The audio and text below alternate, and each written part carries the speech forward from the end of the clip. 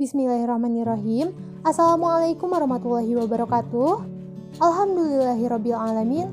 Wassalatu wassalamu ala asyrafil anbiya'i wa mursalin wa ala alihi wa sahbihi ajmain. Amma ba'an. Halo teman-teman, kaifahalukum? Saya harap teman-teman semua dalam keadaan sehat walafiat ya. Dan terus semangat kuliah online-nya.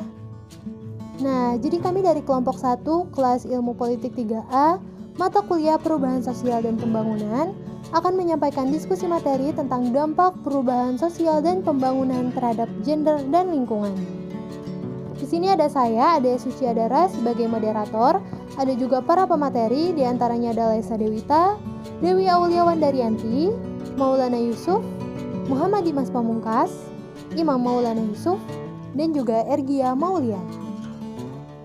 So, sekarang kita langsung aja yuk pada pemaparan materi pertama oleh Lesa Dewita dan Saudara Maulana Yusuf yang akan membahas tentang pengertian perubahan sosial dan pembangunan.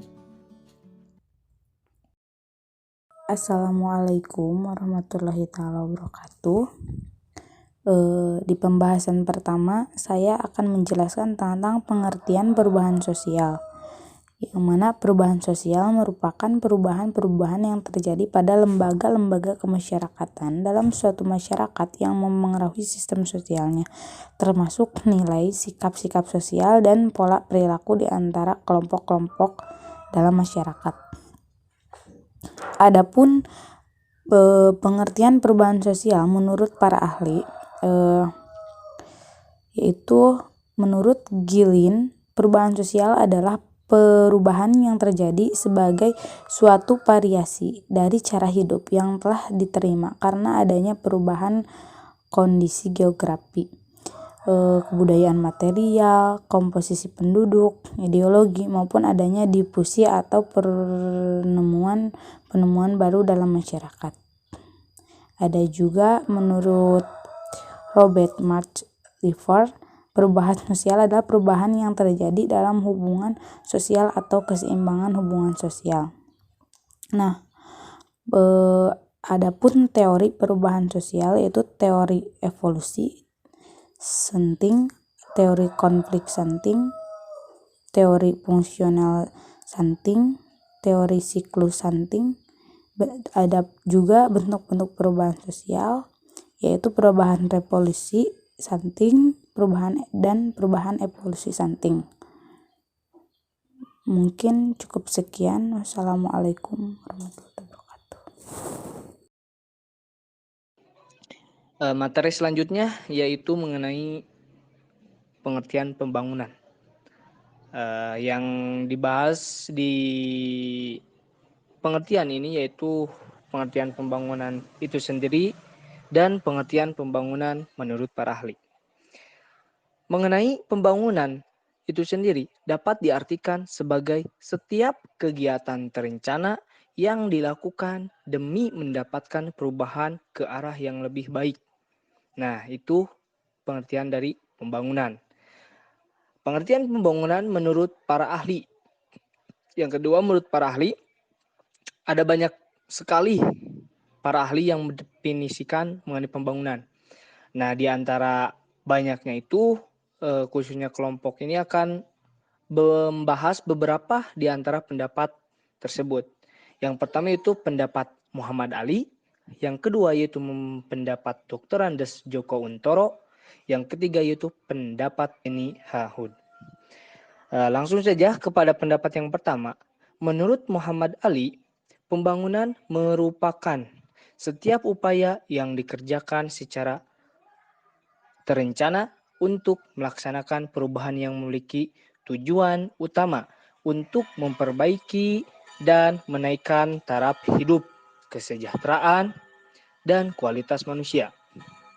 Sedangkan menurut Dr. Andes Joko Untoro, pembangunan merupakan pertumbuhan ekonomi yang diikuti oleh perubahan di dalam struktur ekonomi dan pola kegiatan ekonomi, ataupun upaya menaikkan pendapat per kapita. Nah, pendapat terakhir yaitu menurut Beni Hahud, Menurut Benny Hahud, pembangunan dapat diartikan setiap upaya sistematis yang dilaksanakan untuk melepaskan diri dari ketertinggalan dan upaya untuk meningkatkan dan memperbaiki kesejahteraan masyarakat. Nah, kalau secara garis besarkan dari pendapat ketiga pakar ini atau para ahli ini, bahwa mempunyai tujuan dari pembangunan itu, yaitu memperbaiki kesejahteraan masyarakat. Jadi arti dari pembangunan itu memang sangat luas dan mempunyai tujuan sama, itu mensejahterakan masyarakat, tentunya memperbaiki. Mungkin itu dari saya mengenai pengertian pembangunan, selanjutnya oleh teman-teman saya yang lain. Bismillahirrahmanirrahim. Konsep dan teori gender dapat diartikan sebagai sifat yang melekat pada kaum laki-laki dan perempuan yang dibentuk oleh faktor-faktor sosial dan budaya, sehingga lahirlah berupa teori atau anggapan dan pendapat mengenai peran sosial budaya laki-laki dan perempuan. Gender adalah konsep yang mengacu pada peran-peran dan tanggung jawab laki-laki dan perempuan yang terjadi akibat dari dan dapat berubah oleh keadaan sosial dan budaya masyarakat. Menurut Ralph Dahrendorf, yang mengidentifikasi terjadinya perubahan sosial, yang pertama, setiap masyarakat senantiasa berada di dalam proses perubahan yang tidak pernah berakhir, atau dengan kata lain, perubahan-perubahan sosial merupakan gejala yang melekat di dalam setiap masyarakat. Selanjutnya, setiap masyarakat mengandung konflik di dalam dirinya, dan konflik merupakan gejala yang melekat di dalam diri setiap masyarakat. Selanjutnya, setiap unsur di dalam masyarakat memberikan sumbangan bagi terjadinya disintegrasi dan perubahan-perubahan sosial. Kemudian yang terakhir, setiap masyarakat yang berintegrasi berada di atas penguasaan atau didominasi oleh sejumlah orang. Nah, berbicara tentang dampak perubahan sosial terhadap gender, ada beberapa poin. Yang pertama berkaitan dengan keadilan gender. Keadilan gender adalah suatu proses untuk menjadi adil terhadap laki-laki dan perempuan. Agar proses yang adil bagi perempuan dan laki-laki terwujud, diperlukan langkah-langkah untuk menghentikan berbagai hal yang secara sosial dan menurut sejarah telah menghambat perempuan dan laki-laki untuk bisa berperan dan menikmati hasil dari peran yang dimainkannya. Atau di sini keadilan gender ini mengantarkan ke kesetaraan gender. Konsep keadilan gender mengenali bahwa perempuan dan laki-laki memiliki kebutuhan-kebutuhan, kekuasaan yang berbeda, dan bahwa perbedaan-perbedaan ini harus diidentifikasi dan diatasi agar kesetaraan antar kedua jenis kelamin tersebut dapat terwujud. Yang kedua, yaitu berkenaan dengan kebutuhan-kebutuhan praktis gender. Kebutuhan-kebutuhan praktis adalah kebutuhan yang muncul dari kebutuhan sehari-hari, seperti kebutuhan akan akses kepada air bersih, makanan, rumah, dan sebagainya. Contoh-contoh kebutuhan praktis adalah pendidikan dan pelatihan keterampilan dalam baca tulis, pengelolaan rumah tangga, gizi, kesehatan, akses kepada modal dan kredit, pelaksanaan pelayanan kesehatan reproduksi, pelayanan keluarga berencana, pengadaan sanitasi, dan lain sebagainya. Selanjutnya, kepentingan-kepentingan strategis gender.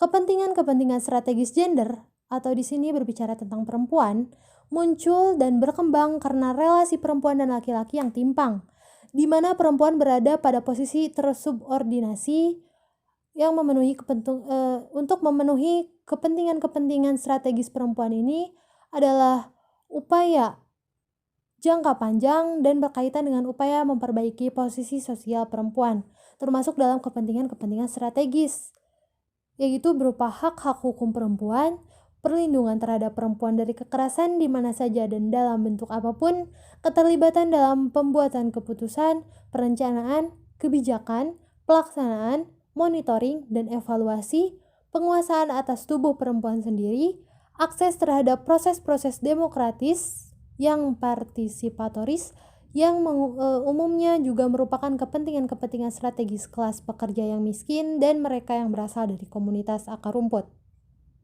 Selanjutnya, kesadaran dan kepekaan gender. Kemampuan untuk mengenali kesenjangan hubungan kekuasaan antara perempuan dan laki-laki di dalam keluarga dan di dalam komunitas, dampak pembagian kerja berdasarkan gender terhadap perempuan dan laki-laki, pengalaman, permasalahan, kebutuhan, kepentingan, aspirasi perempuan dan laki-laki yang berbeda, dan hal-hal ini memberikan kesadaran bahwa kepekaan gender yang artinya selalu mempertanyakan apakah suatu kebijakan, program, proyek, kegiatan adalah adil dan berdampak terhadap perempuan dan laki-laki, dan hasilnya juga sama-sama dapat dinikmati oleh perempuan dan laki-laki. Selanjutnya, kesenjangan gender. Suatu istilah yang mengacu kepada perbedaan-perbedaan antara perempuan dan laki-laki dalam akses mengontrol atas sumber-sumber daya penting, perbedaan dalam pekerjaan dan upah di mana laki-laki menerima lebih banyak dibandingkan perempuan. Selain itu juga terkandung juga di dalam kesenjangan gender ini, yaitu ketidakseimbangan hubungan antara perempuan dan laki-laki di dalam proses pembangunan, di mana perempuan tidak berpartisipasi dalam proses pembangunan, baik itu perencanaan, pemutusan, pelaksanaan, pemonitoring, dan pengevaluasian. Kesenjangan gender ini dapat diidentifikasi melalui analisis gender. Selanjutnya yang terakhir ada ketergantungan. Suatu keadaan tersubordinasi dalam isu-isu gender. Ketergantungan ini biasanya digunakan untuk mendeskripsikan keadaan yang dialami oleh kaum perempuan yang tidak memiliki penguasaan atau kontrol atas sumber daya ekonomi dan pengambilan keputusan. Dalam banyak negara-negara selatan, ketika pendapatan kaum perempuan misalnya petani atau dalam bidang kerajinan tangan dirusak, kaum perempuan tergantung secara ekonomi dan tergantung pada pengambilan keputusan.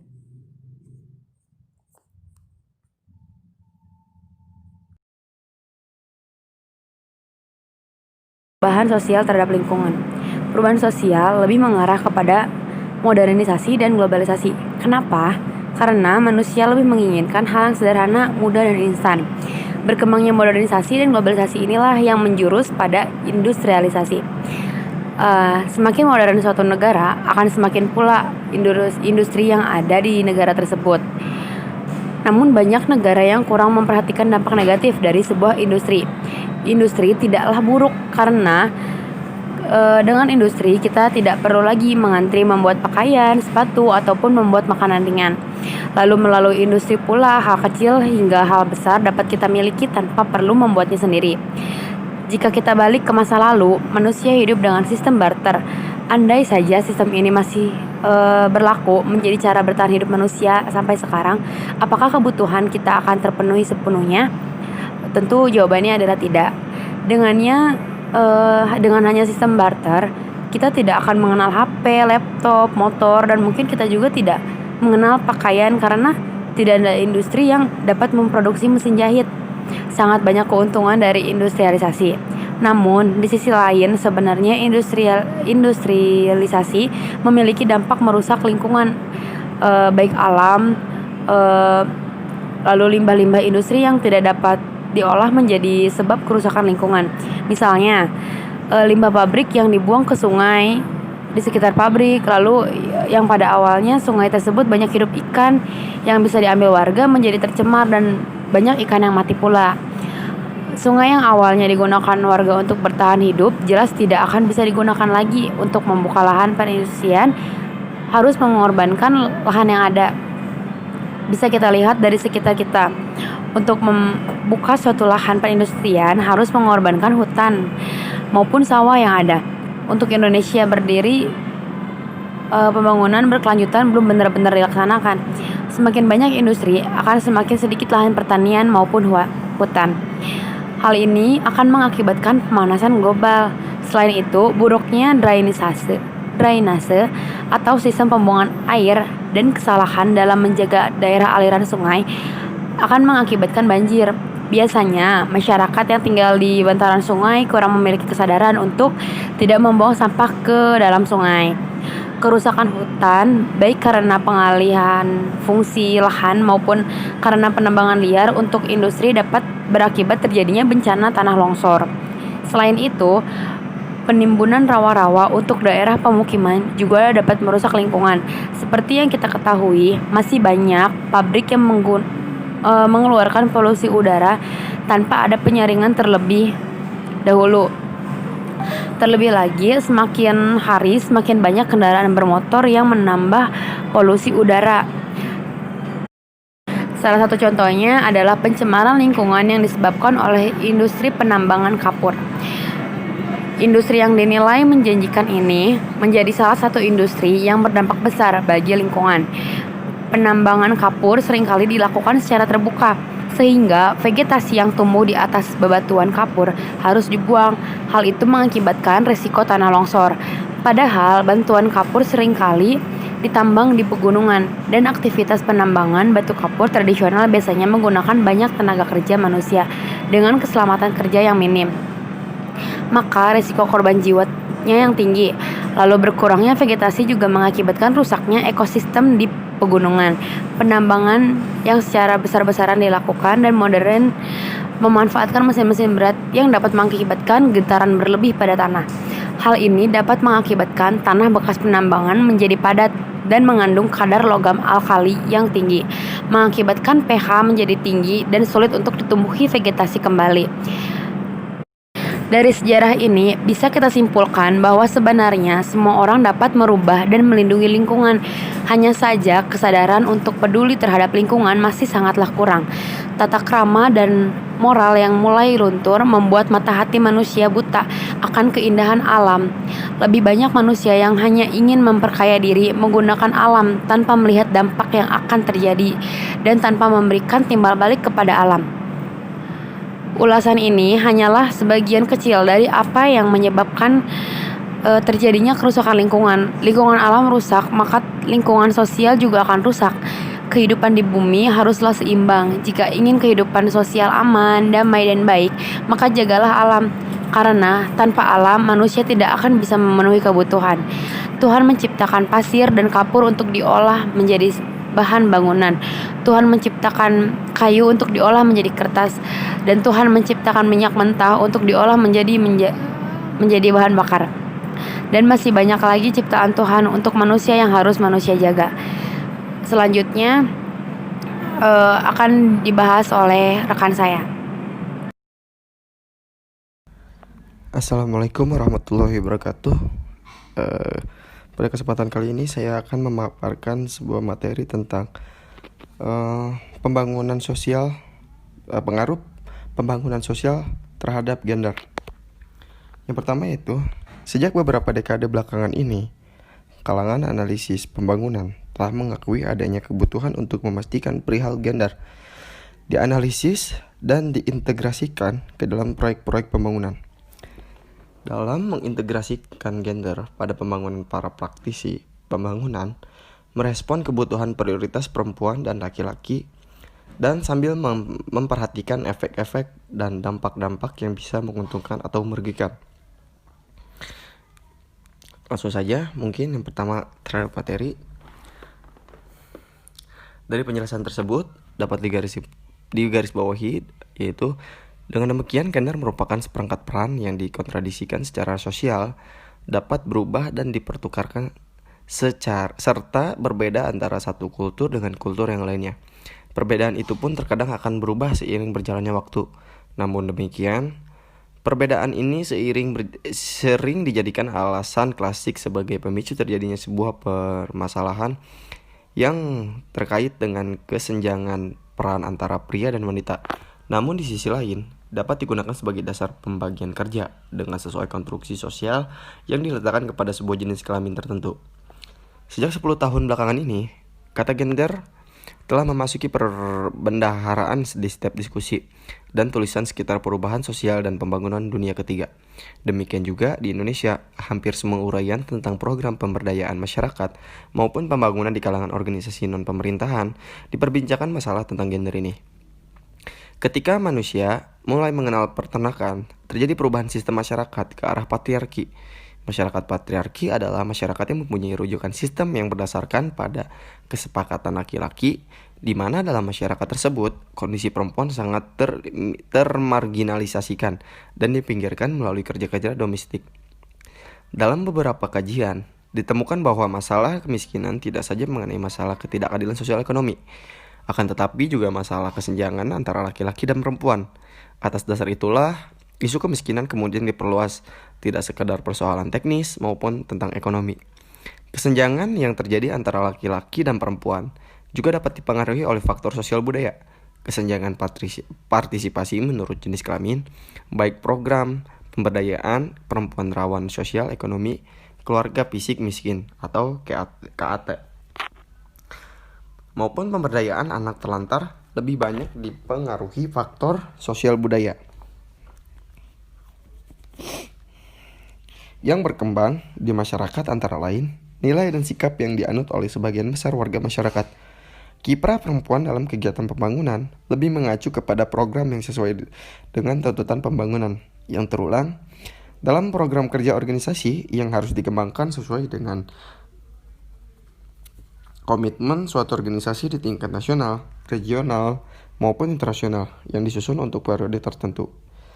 Peranan perempuan dalam pembangunan ditandai dengan partisipasi perempuan dalam mengisi pembangunan di sebuah bidang pembangunan.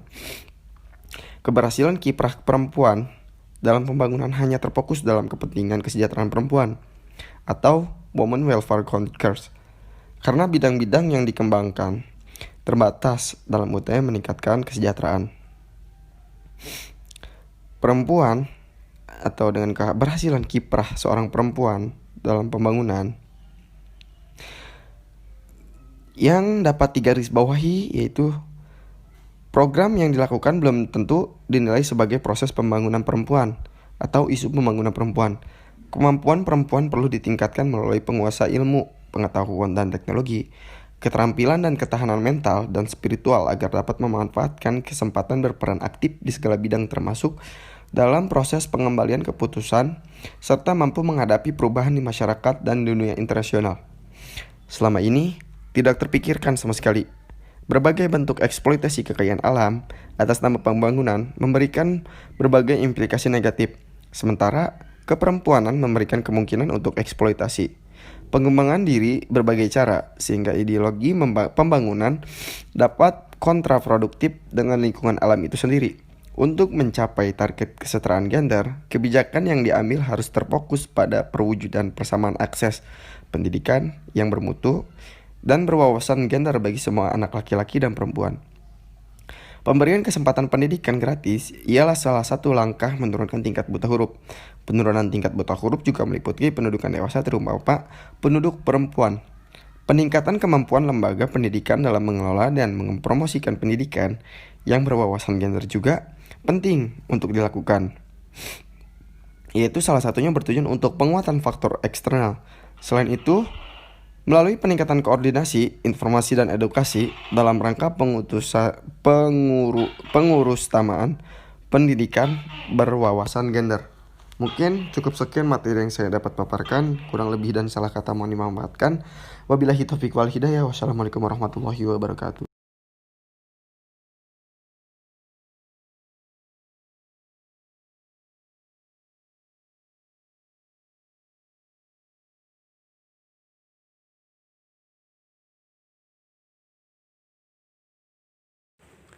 Bismillahirrahmanirrahim. Di sini saya akan menjelaskan mengenai tentang dampak pembangunan terhadap lingkungan. Masalah lingkungan bukan lagi menjadi sebuah persoalan yang hanya dipandang sebelah mata bagi suatu negara saja. Permasalahan ini sudah merebak ke seluruh dunia dengan dihadapi pada masalah yang sangat kompleks dan pelik. Ada beberapa poin yang kompleks dan menyeluruh tentang masalah lingkungan yang dihadapi, mulai dari masalah pangan, energi, kerusakan lingkungan, industrialisasi, pencemaran, pengangguran perekonomian, sampai masalah sosial. Sepintas tambahnya terpisah-pisah, tetapi kalau dicermati akan terlihat bahwa permasalahan tersebut saling terkait dan bersumber pada rangkaian masalah yang pokok, yaitu antara dinamika kependudukan, pengembangan sumber daya alam dan energi, pertumbuhan ekonomi dan perkembangan ilmu teknologi, serta benturan terhadap tata lingkungan. Pertumbuhan penduduk yang tinggi secara cepat telah melampaui batas daya tampung sistem biologi bumi, serta dengan menyusutnya sumber daya yang ada.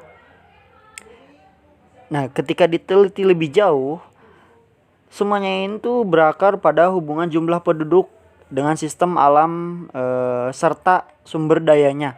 Pada dasarnya perekonomian dunia berdasarkan pada 4 sistem biologis, yaitu tanah, pertanian, padang rumput, kehutanan, dan perikanan.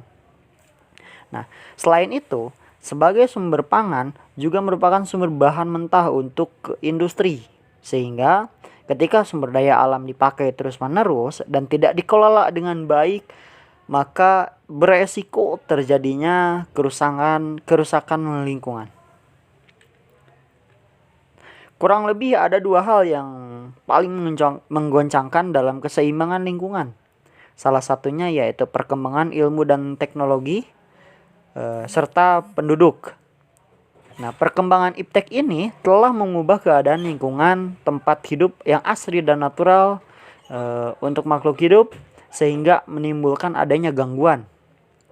Nah, ledakan penduduk ini yang terjadi telah memicu percepatan perubahan lingkungan agar kebutuhan manusia ini dapat terpenuhi. Ledakan penduduk tersebutlah yang telah mendorong keharusan untuk melancarkan adanya pembangunan. Selain itu, akibat adanya eksploitasi sumber daya dan industrialisasi yang dilakukan oleh manusia, memacu pertumbuhan ekonomi yang telah menghasilkan akibat sampingan utama, yaitu menurunnya ketersediaan sumber daya dan kualitas lingkungan.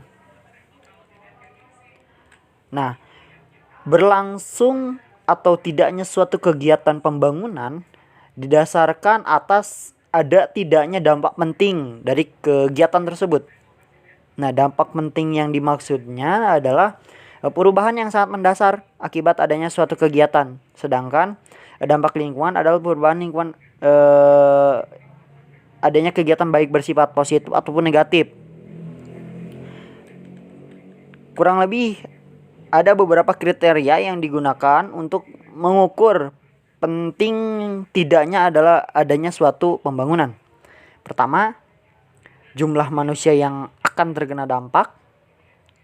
Kedua, luas wilayah persebaran dampak. Ketiga, lamanya dampak berlangsung. Keempat, intensitas dampak. Dan yang terakhir nomor 5, banyaknya komponen lingkungan yang terkena dampak. Mungkin cukup sekian. Bismillah, Assalamualaikum warahmatullahi wabarakatuh. Di sini saya akan mengambil kesimpulan dari dampak perubahan sosial dan pembangunan terhadap gender dan lingkungan. Yang pertama yaitu perubahan sosial terhadap gender berdampak pada perubahan peran dan tanggung jawab antara laki-laki dan perempuan dalam segala aspek serta kehidupan sehari-hari. Yang kedua, perubahan sosial merupakan suatu proses globalisasi dan modernisasi. Namun banyak negara yang memang sudah memajukan industrinya tidak memperhatikan dampak negatif yang ditimbulkan dari teknologi-teknologi modern yang mereka buat. Hal ini yang menyebabkan kerusakan-kerusakan lingkungan yang merupakan dampak negatif dari perubahan sosial. Yang ketiga yaitu perubahan sosial terhadap gender berdampak pada perubahan peran dan tanggung jawab antara laki-laki dan perempuan dalam segala aspek serta kehidupan sehari-hari. Mungkin hanya ini yang dapat saya sampaikan, kurang lebihnya mohon maaf.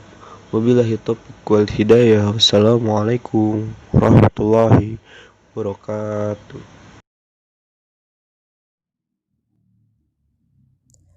Alhamdulillahirrabbilalamin. Diskusi tentang dampak perubahan sosial dan pembangunan terhadap gender dan lingkungan telah selesai kami sampaikan. Terima kasih kepada teman-teman semua yang sudah menyimak sampai pada akhir video. Apabila teman-teman punya pertanyaan, teman-teman bisa menulis pada kolom komentar video di bawah atau juga pada diskusi in-house, dan teman-teman juga bisa menyampaikannya di grup WhatsApp mata kuliah. Terima kasih sudah menonton. Mohon maaf apabila ada kesalahan. Semoga dapat bermanfaat bagi kita semua. Wallahul muwaffiq ila aqwamit thoriq. Wassalamualaikum warahmatullahi wabarakatuh.